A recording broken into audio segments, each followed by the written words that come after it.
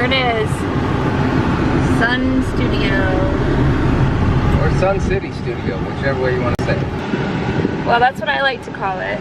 Daphne's been calling it Sun City Studio the entire time. It's a better name. There it is. Oh, it's so cute. Sam Phillips, here we come.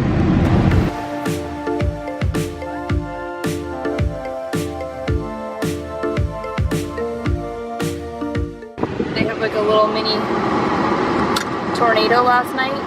Knocked over that little chair. You ready to do this, baby? Yeah, whatever. Lock your door. Welcome to Memphis.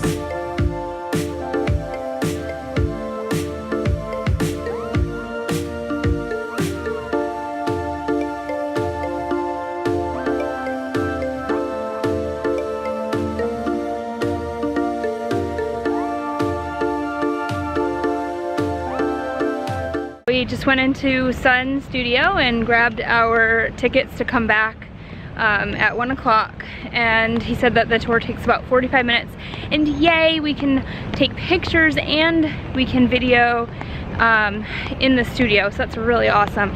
But in the meantime, we have like, what, almost an hour to kill, I think? 45 minutes or so to kill. And so he's sending us over to this bar. It's called Trolley Stop Market.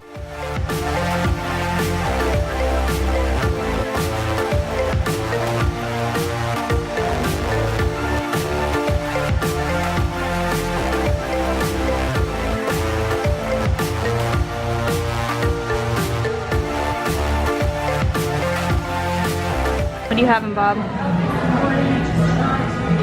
High Cotton IPA. Oh yes, this is the beer list. We were looking for it and waiting for them to bring us one, and it's sitting right in front of us on the napkin holders. That was kind of funny. And I am having the, what is it, the Ghost River Golden Ale? Ghost River Golden Ale.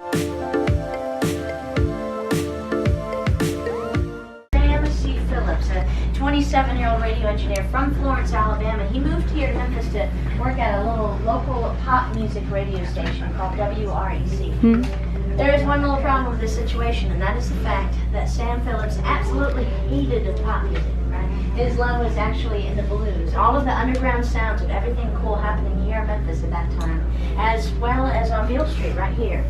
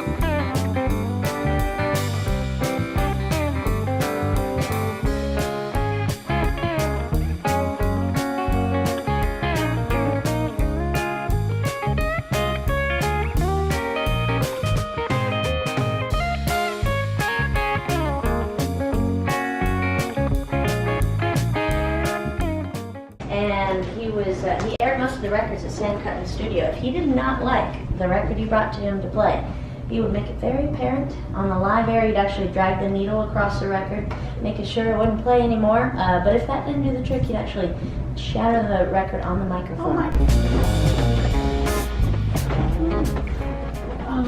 wonder if that's the guy she was talking about. Who? Little Milton? Right there? Yeah, because notice it's the same microphone and stuff. Oh yeah, they broke the records. Johnny Cash, Walk the Line. Do you remember it? Once we do bookkeeping at the end of the day, that voucher will go. So this is like the office here? This is Miss Marion's office. This was it. Okay.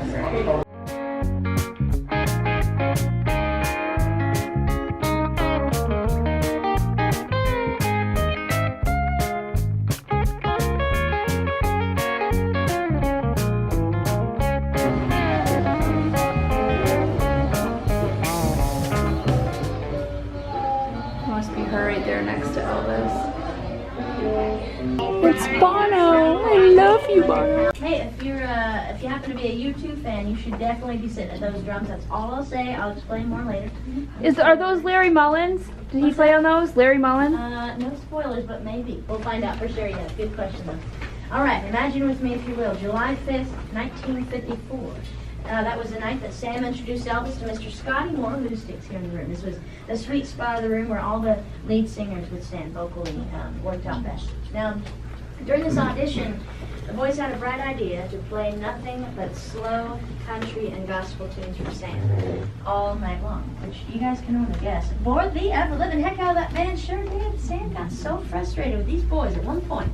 He turns to them and he tells them in this old, polite Southern fashion. He says, "All right, y'all take a 5-minute break. I'll be in this control room if you need me." Elvis gets very nervous at this point. He's pacing the room for a while, going through his mental catalog of songs, trying to think of that one song that he might be able to sing that would win Sam over.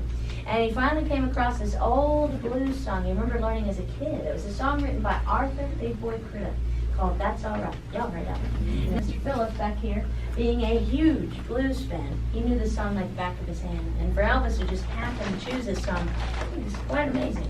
Now, in order to help Scotty and Bill keep up with the structure, the tempo of this blues standard, Elvis made an executive decision at the very last minute, right before Sam hit record. He changed things up the band by adding a country twist to that blues song. And that right there, guys, that is the defining moment of all of rock and roll history. When Sam hears this altered version of "That's All Right," a fusion of country and blues together playing in this control room, he literally jumped up from that desk with a quickness. He stormed through that door behind us, slammed the door behind himself, and proceeded to yell at Elvis in shock. And "Elvis, you've been holding out on me this whole year. This is the kind of music I want to hear you playing, boy. Now, the pop stuff you've been doing all along, well, I think that we might have a hit here tonight, so I need to hear it heavier. I want to hear it faster. And we're going to cut this track right now." And that is exactly how it happened, y'all. The rest is history. They made a copy of that little record right after the session, and he hand-delivered it to a man named Dewey Phillips at the Red Hot Blues Show that very night. 3 nights later, y'all, they weren't wasting a second with Elvis. On the night of July 8th, 1954, which happens to be 63 years ago to this day. So you guys are here on a really special day, right?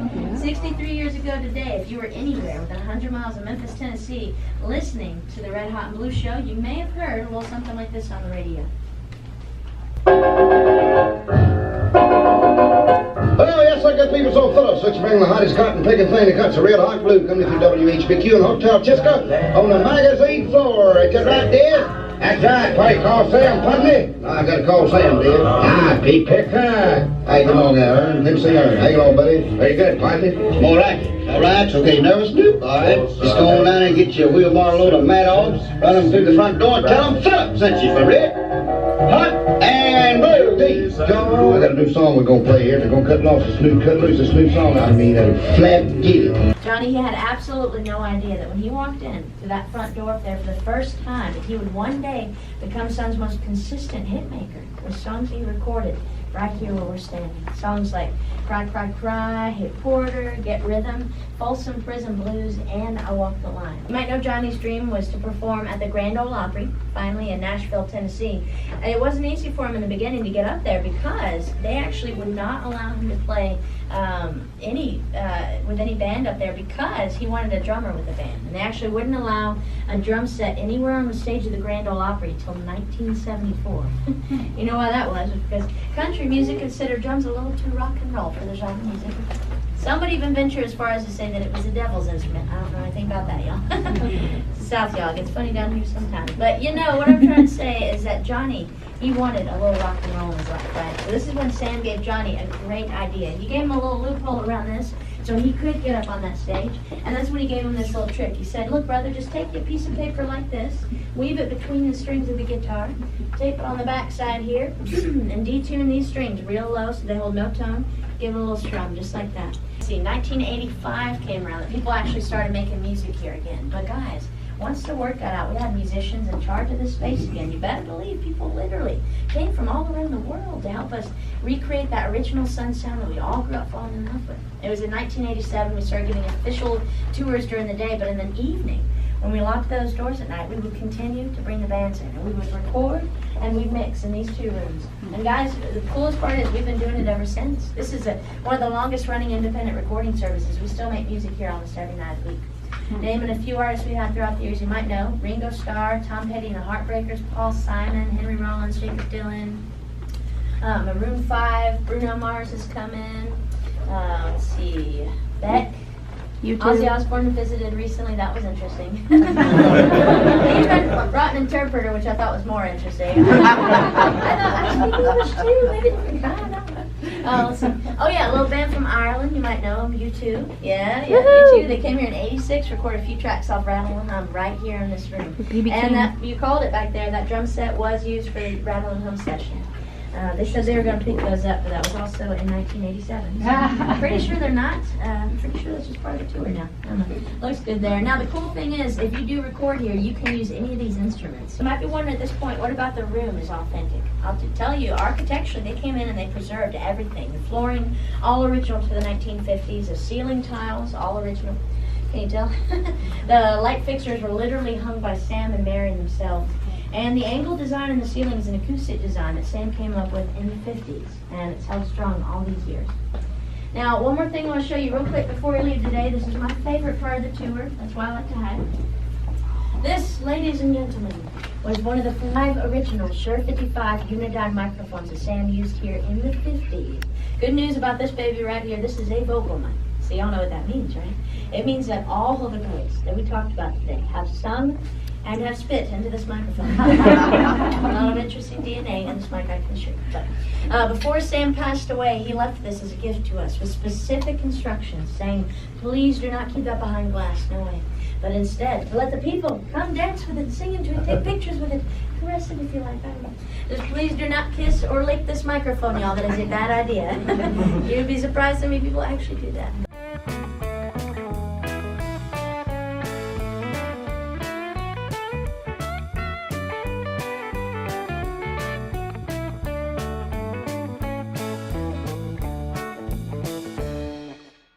So we just left Sun Studio tour, and it took maybe about, what was it, maybe an hour? About 45 minutes, I guess. And it was a good tour. I really enjoyed it a lot. They had 2 stories to the tour, and upstairs they kind of have like all these glass glass showcases with different mementos and artifacts behind them that you can see, like different record players and old billboards for different artists that came through and recorded there, and their shows and stuff that we're going to be playing. So I did catch a lot of that on video, and I got tons of pictures. It was a little hard to see and hear in there because the room was very small, and there were probably 40 or 50 people on the tour, and our tour guide was really short like me, so it was kind of hard to see over everyone's heads, and we were in the back. But I got as much as I could. And then my favorite part of the tour was when we went downstairs into the actual recording studio, and we got to see where all these big names have come through, and they still use it to record, to have recording sessions. That was kind of neat to hear. But my favorite band, U2, recorded there back in the 80s. They recorded some songs for their Rattle and Hum album, and so that was really exciting for me because they actually had Larry Mullen had donated a drum set to the studio, and I didn't know that that was there, so that was really awesome to see. And Bono's picture was on the wall, and I knew that he had recorded with B.B. King there, so that was really fun. And then Johnny Cash and Elvis, and so anyway, I thought that was a really exciting part of the tour. What did you think of it, Bob? You liked it? I'm gonna go back to the hotel for a few minutes and then walk over to the Graceland Mansion and do a tour there. So pick it up later. Having fun. Welcome to Graceland. We've arrived.